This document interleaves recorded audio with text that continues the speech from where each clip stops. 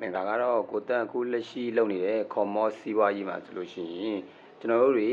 နိုင်ငံပေါင်းစုံစုပေးပွဲမှာစုတက်ယူတဲ့သူတွေရဲ့စုပေးပွဲကိုလာရောက်ပြီးတော့တက်ကြတဲ့သူတွေအားလုံးပဲဖြစ်ပါတယ်ခေါ်မော့စီးပွားရေးကကျွန်တော်တို့တွေအချိန်တူတူလေးနဲ့အခုလိုမျိုးအောင်မြင်တဲ့သူတွေများလာတဲ့ကြီးမားကျယ်ပြန့်လာတဲ့စီးပွားရေးတစ်ခုဖြစ်တယ်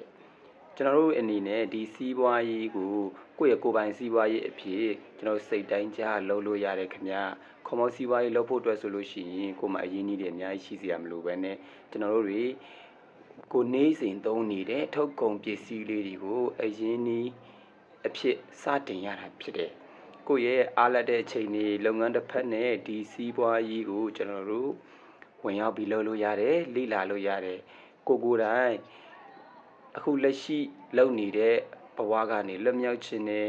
အောင်မြင်မှုတွေရခြင်းနဲ့နေစားတစ်ဖက်နဲ့နောက်ထပ်ဝင်ငွေတလန်းနော်ရခြင်းနဲ့ဆိုလို့ရှိရင်တော့ကိုတန်းနဲ့တူတူကော်မော့စီးပွားရေးကို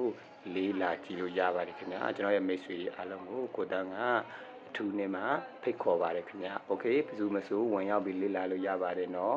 ကော်မော့စီးပွားရေးကတင်းရဲ့ကိုယ်ပိုင်စီးပွားရေးဖြစ်ပါတယ်